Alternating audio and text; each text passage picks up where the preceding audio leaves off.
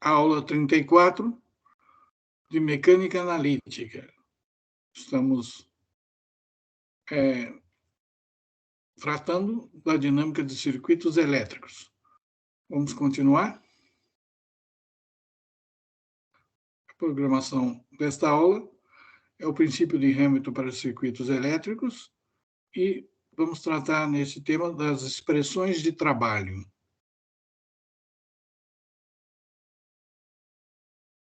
Bom, expressão de trabalho.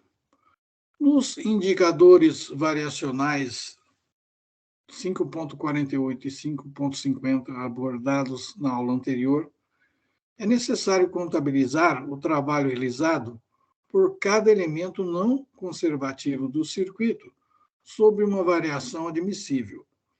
Para esclarecer estas expressões de trabalho, considere um único elemento do circuito não conservativo da próxima figura, figura 5.13.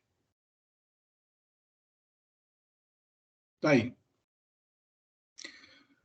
Um elemento não conservativo, por ele flui uma corrente I, que é dQ dt, e entre os terminais nós temos uma tensão E, que é dado por d lambda dt. Então, o incremento de trabalho entregue ao circuito por esse elemento não conservativo é E delta Q ou I delta lambda. Para frente.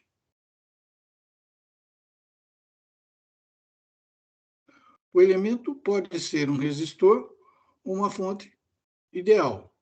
A corrente I fluindo através do elemento E, a diferença de potencial Ezinho entre os terminais do elemento são indicadas aí na figura.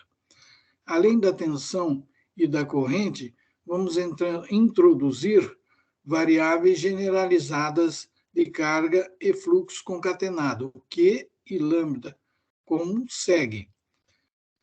dQ dt igual a I, d lambda dt igual a E. Como está na expressão aí 5.52.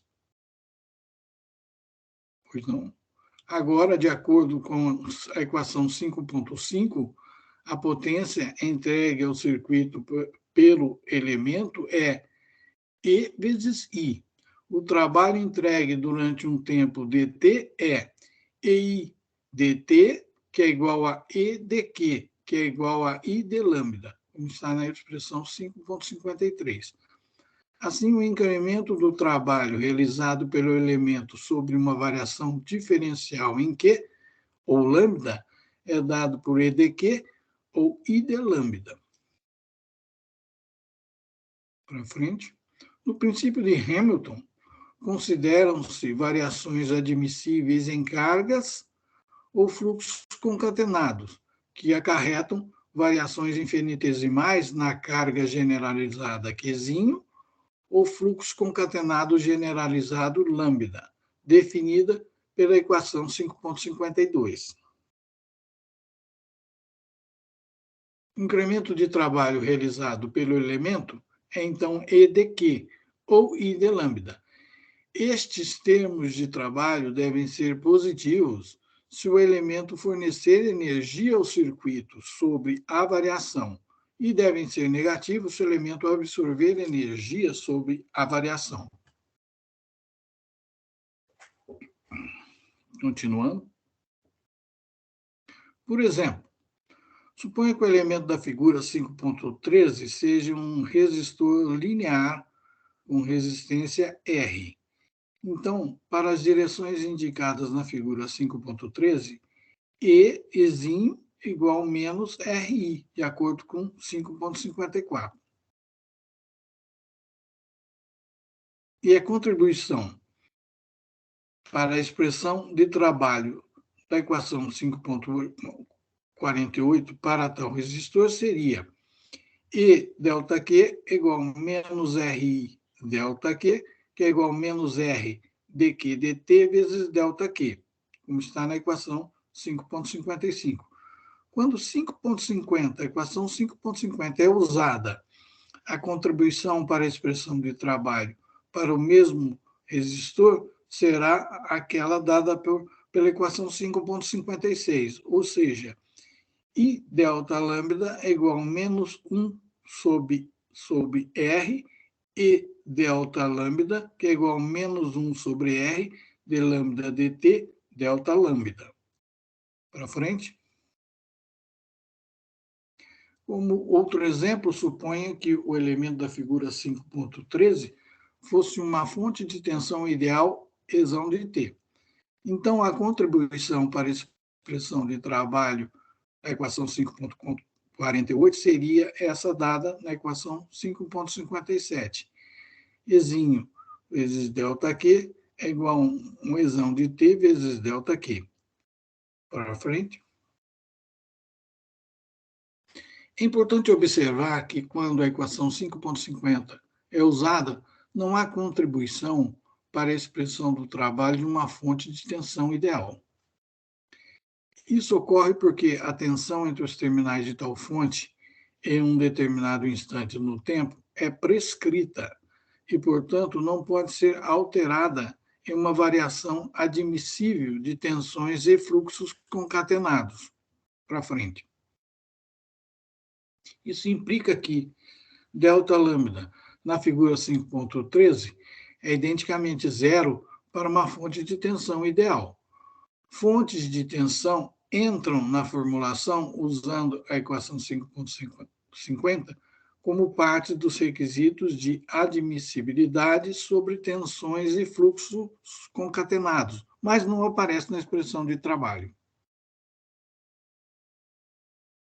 Da mesma forma, se o elemento da figura 5.13 fosse uma fonte de corrente ideal, isão de T, a contribuição para a expressão do trabalho da equação 5.50 seria I delta lambda igual isão, que é função de T, vezes delta lambda, como está escrito na equação 5.58.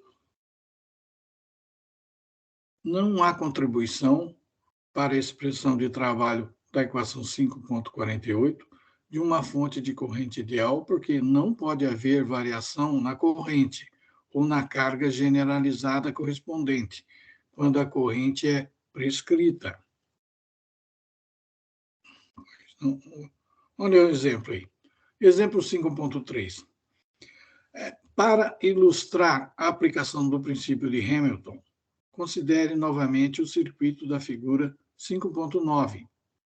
Aplicar-se-á o princípio usando variáveis de fluxo concatenado e o indicador variacional da equação 5.50. Tensões e fluxos concatenados admissíveis devem satisfazer a lei das tensões de Kirchhoff, juntamente com relações da forma 5.51. Bom, para o circuito da figura 5.9, esses requisitos são atendidos se todas as tensões e fluxos concatenados forem expressos em termos de uma única variável, fluxo concatenado generalizado lambda, de acordo com a equação 5.32. Em seguida, passa-se a construir o indicador variacional 5.50. A coenergia elétrica do capacitor 5.14 é dada pela equação 5.59. Coenergia elétrica W E estrela é igual meio vezes C, a constante C maiúsculo, vezes Ezinho, índice C ao quadrado, que é igual a meio C, que multiplica d lambda dt ao quadrado. E a energia magnética do indutor, a equação 5.21, é Wm, energia magnética, é igual a meio lambda L ao quadrado sobre L, que é igual a meio lambda ao quadrado sobre L, como está na equação 5.60.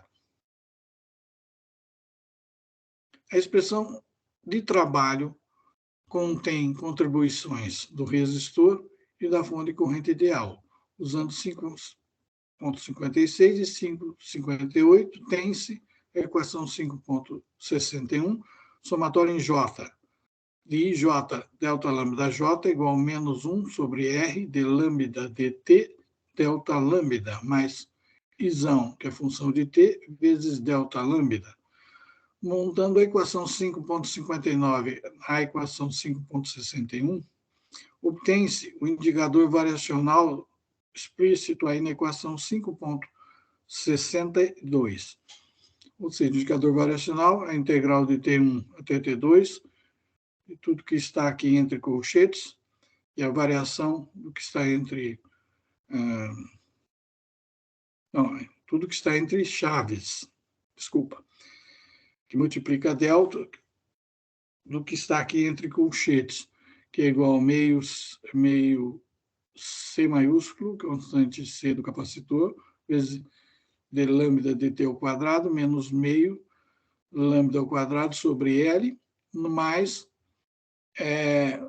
isso que está entre colchetes, menos 1 sobre R, d lambda dt, mais Izão sobre, que é a função de t, multiplicado por delta lambda. Isso tudo multiplicado por dt. Para frente. A equação dinâmica de movimento para o circuito é obtida a partir do requisito de que a equação 5.62 deve se anular para variações admissíveis arbitrárias, ou seja, histórias arbitrárias de delta lambda. Quando se realiza as variações indicadas em 5.62, integra-se o primeiro termo por parte, você vai encontrar a equação 563. Está aí, indicador variacional é igual C que multiplica d lambda dt vezes delta lambda, calculados nos instantes T1 e T2, menos a integral de T1 até T2, disso que está aqui entre colchetes, C, a derivada segunda de lambda em relação a T, mais 1 sobre L vezes lambda, mais 1 sobre R vezes d lambda dt, menos Izão, que é a função de T, tudo isso multiplicado por delta lambda dt. Para frente. Devido ao acordo de que as variações devem se anular nos pontos finais do tempo, a primeira expressão à direita de 5.63 é zero. A condição necessária para que a integral se anule para delta lambda arbitrário é que o conteúdo entre os colchetes seja zero. Isso é equivalente a requerer que lambda satisfaça a seguinte equação diferencial aí, a número 5.64. C, constante do capacitor, que multiplica pela derivada segunda de lambda em relação a T, mais 1 sobre R, que é o resistor, multiplicado pela derivada de lambda em relação a T, mais 1 sobre L, o indutor, vezes lambda igual a Izão de T. Para frente. Observe que esse resultado da aplicação do princípio de Hamilton é idêntico à equação 5.37, obtida pela aplicação direta das 3 categorias de requisitos listados na aula 31. E aqui terminamos mais esta aula. Muito obrigado pela atenção e aguardo você para a próxima aula.